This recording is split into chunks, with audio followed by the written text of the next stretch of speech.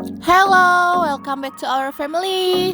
Kali ini kita perginya bukan camping, bukan one day trip, tapi kita mau review villa. Villa yang aku mau kunjungin sekarang itu cocok banget buat keluarga besar karena ada 10 kamar. Dan sebenarnya aku bingung ini villa atau istana ya, karena bentukannya kayak di dongeng-dongeng gitu. Patokan jalannya, kalau udah ketemu jalan Hankam di sebelah kiri, kita langsung belok kiri dan masuk ke gang ini. Terus dari sini jalanannya lumayan bisa untuk 2 mobil. Nah, setelah masuk gang ini nanti kurang lebih 5 menit aja sih sampai ke villanya. Cuma memang jalanannya pas masuk ke dalam ini lumayan agak menyempit, tapi tetap aman sih untuk dilalui oleh 2 mobil. Emang sih kelihatan dari jalanannya kayak di pemukiman, tapi sebenarnya aslinya ini villa enak banget. Kalian gak akan nyangka kalau di jalanan sekecil ini ternyata ada villa yang seluas itu. Nanti kalau udah ketemu turunan yang agak curam ini, udah gak jauh lagi sih dari lokasi villanya. Ini pas banget pas turunan ada mobil tuh, masih muat ya untuk 2 mobil. Dan ternyata lokasi villa ini tuh gak jauh dari tempat wisata Curug Cilember. Jadi kalau kalian mau mampir-mampir trekking dan main-main air di Curug Cilember, itu deket banget, cuma 5 menit aja dari villa. Setelah melewati turunan dan jembatan, lalu ketemu tanjakan ini, gak lama nanti akan ada pertigaan. Nah, di pertigaan ini nanti kamu ambilnya ke kanan. Banyak banget nih pelang-pelang tanda-tanda kayak villa, kafe-kafe, ada damar langit juga di deket sini yang katanya viral itu. Nah, dari jalanan ini kita masih lurus lagi. Jalanannya juga udah bagus ya, udah aspal dan jadi aman juga buat dilalui oleh kendaraan kecil maupun kendaraan besar. Sekalipun kalian naik bis juga masih bisa masuk loh ke jalanan ini. Masih di jalan yang sama. Ini jalannya udah lumayan agak mengecil, tapi tetap bis masih bisa masuk. Walaupun jalanannya sesempit ini, tapi warga-warga sekitar kayak udah paham kalau misalnya ada wisatawan yang datang ke sini. Terus mereka juga kadang suka mengatur jalan-jalan di daerah sini. Kayak gini pas kita papasan sama angkotnya kayak udah paham ngasih kita jalan. Nah, ini udah deket banget sama villanya. Di depan nanti ada kayak parkiran, dia bisa buat parkir bus. Nah, ini ya sebelah kiri yang ada pos-pos hijau itu. Terus tapi kita masih lurus lagi untuk menuju ke Villa Bukhari. Ini ada tandanya, kita belok kanan, masuk ke gang kecil ini. Kayaknya kalau di gang kecil ini bus nggak bisa deh. Tapi nggak tahu ya kalau supirnya berani. Ketemu pertigaan lagi, kita belok kanan. Nah, di jalanan ini tuh udah masuk jalanannya Villa Bukhari. Jadi udah nggak ada villa-villa lain. Untuk menuju ke villa ini juga cukup mudah karena banyak banget petunjuk arahnya untuk ke Villa Bukhari. Nah, ini kita udah ada di depan gerbangnya. Begitu masuk nggak nyangka banget kalau parkirannya juga seluas ini. Villa ini terdiri dari 2 bangunan. Nah, yang ini tampak bangunan utama. Jadi ini di sini ada 7 kamar. Langsung aja kita review dari pintu utamanya. Di dalamnya kita langsung menemukan foyer dengan 2 sofa yang empuk. Lalu ada ruang keluarga yang sangat luas, dilengkapi dengan dapur bersih yang juga benar-benar bersih.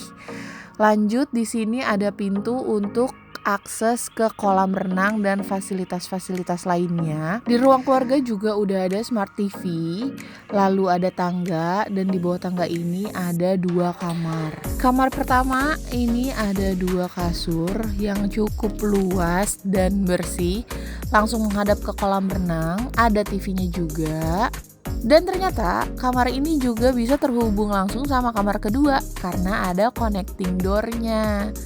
Di sini ada kamar mandinya ada shower, WC duduk, dan wastafel. Lanjut, kita review di bagian dapur. Di bagian dapur ini terdapat 2 kamar juga yang gak terlalu besar. Ada 1 kamar dengan ukuran kasur single bed dan ada extra bednya juga. Lalu kamar yang selanjutnya, yang keempat ini, kamarnya juga cukup luas. Ada kasur double bed juga, ada jendela menghadap ke taman samping. Lalu ini ada meja makan dan juga ada kulkas. Di dekat sini juga ada kamar mandi yang bersih juga dengan WC duduk dan shower. Nah, di dapur ini juga ada dapur kotornya. Dapur kotor untuk masak-masak dan segala macam, udah lengkap banget sama peralatan masaknya. Di sini Magicomnya juga ada 2, ada dispenser dan ada kulkasnya loh. Nah, dari dapur ini kita ada akses ruang makan outdoor, semi outdoor sih menurutku.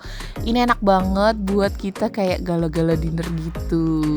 Nah, kita review dulu bagian atas.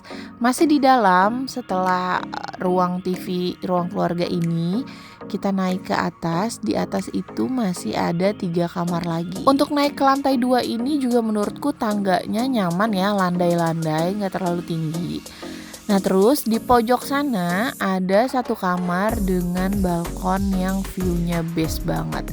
Kita cek dulu balkonnya. Nah, di balkon ini langsung bisa menghadap ke kolam renang dan taman-taman sekitar. Terus ada kursi dan sofa juga buat nyantai-nyantai sambil ngopi-ngopi. Lalu di kamar yang sekarang ini ada jendela juga menghadap ke balkon. Ada 2 kasur double bed, tetap juga dengan ada lemari pakaiannya. Tapi nggak ada kamar mandi di sini. Kamar mandinya sharing di luar. Nah, ini dia untuk kamar mandi lantai atas. Letaknya ada di sini. Kamar mandinya juga tetap dilengkapi dengan shower dan WC duduk. Ternyata ada water heaternya juga di bagian kamar mandi sini.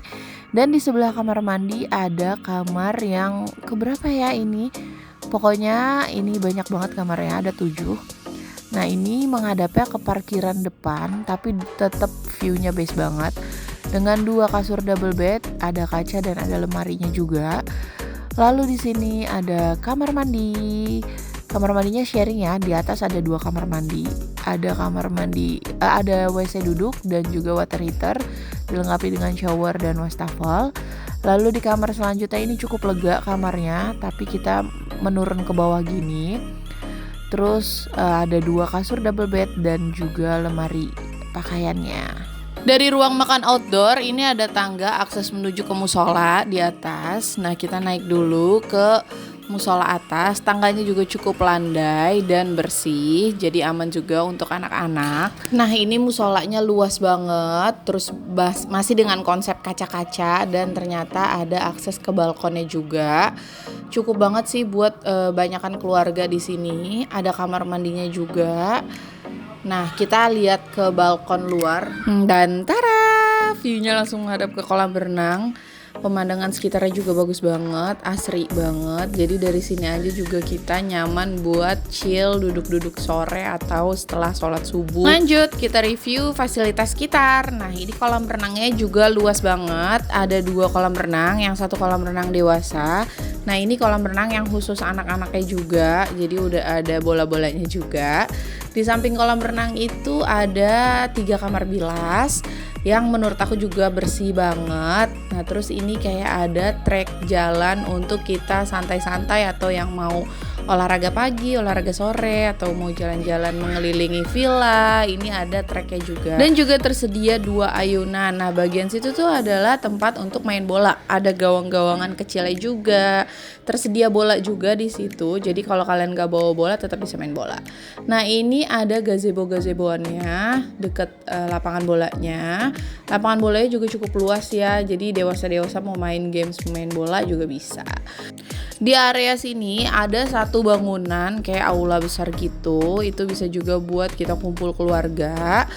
Ada kursi-kursinya juga. Terus jalan di pinggir-pinggir sini juga nyaman banget karena semuanya bersih, nggak ada sampah-sampah daun kering atau sampah-sampah lain berserakan. Nah, dari aula ini ternyata di dalamnya tuh ada tenis meja. Jadi buat bapak-bapak yang suka main tenis meja bisa main di situ. Nah, sekarang kita jalan ke gedung yang kedua. Di jalanan ini tuh ternyata ada kayak mini zoo gitu. Isinya ada kelinci, ada beberapa kelinci. Di sampingnya juga masih tetap ada playgroundnya juga.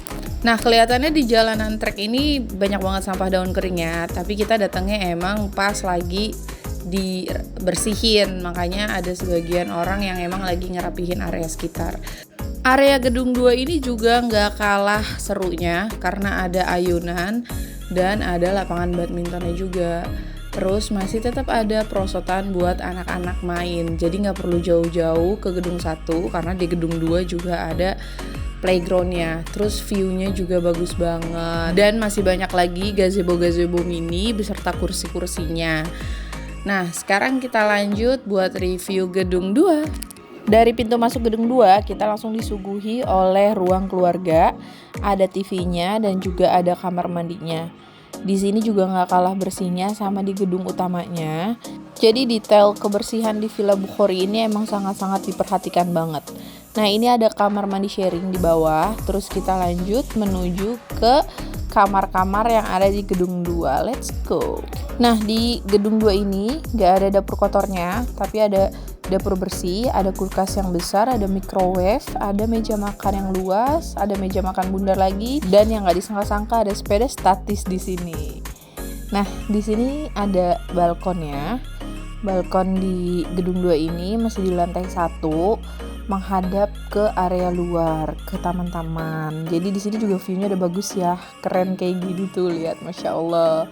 Kayak nggak berasa ini di Indonesia ya, padahal ini ada di puncak Jawa Barat. Ini masya Allah banget, suasananya juga asri banget karena banyak pepohonan. Nah, di lantai 1 ini ada 1 kamar dengan 1 kasur double bed disertai dengan kamar mandi di dalam. Kamar mandi juga bersih banget. Konsepnya sama, ada WC duduk dan juga ada shower, tapi di sini tidak ada water heater. Nah, next kita langsung ke lantai 2. Di lantai 2 ini juga ada beberapa kamar dan konsep tangganya juga landai, jadi kayak nggak nyiksa banget buat naik tangganya.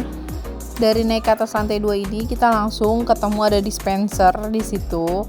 Detail banget ya, jadi kalau yang haus nggak perlu naik turun buat ngambil minum.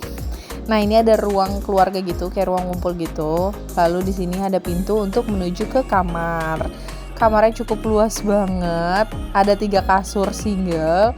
Terus juga ini ada extra bednya, ada lemarinya dan dengan kamar mandi yang super bersih. Dan di sini kamar mandinya pakai water heater ya. Terus juga jendelanya itu benar-benar langsung menghadap ke gedung 1 dan masya Allah banget, suasananya tuh bagus banget ya Allah. Kita lanjut review ke area-area lantai 2. Nah, di lantai 2 ini ruang keluarganya juga cukup luas, ada balkonnya lagi. Jadi kayaknya kalau misalnya semua pintu-pintu dibuka, itu cuaca dinginnya puncak tuh berasa banget. Kalau ada kabut juga ini kayak kabutnya bakal masuk deh ke ruangan.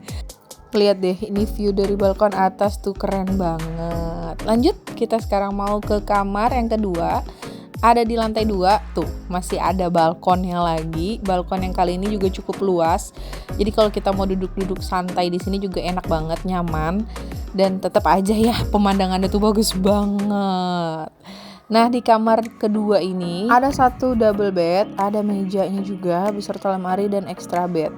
Kamar mandi di dalam dengan WC duduk dan shower disertai dengan water heater. Jadi total di lantai 2 di gedung 2 ini ada 2 kamar. Yuk kita jalan-jalan di area sekitar dari gedung 2 ini. Kalau kita jalan-jalan menyusuri jalanan besar ini itu ke gedung 1. Tapi ini jalanannya bisa dilalui dengan mobil. Jadi kalau misalnya yang mau menempati gedung 2, mobilnya bisa langsung diparkir di depan gedung 2. Setelah tadi ada lapangan badminton, sekarang ada lapangan basket yang super besar. Di sebelah lapangan basket ini ada jalanan menuju ke tempat bermain biliar. Nah, kan lengkap banget semua fasilitas olahraga di sini. Ada tenis meja, ada biliar, ada lapangan futsal, ada kolam berenang, ada lapangan badminton dan lapangan basket. Keren banget kan? Ini beneran villa atau istana sih sebenarnya. Jadi menurut aku villa ini nggak mahal dengan fasilitasnya yang super duper lengkap. Villa ini juga bisa untuk kapasitas 100 orang. Kalau kalian mau kontaknya bisa langsung cek di description box ya. Thank you for watching. Jangan lupa like, comment, and subscribe.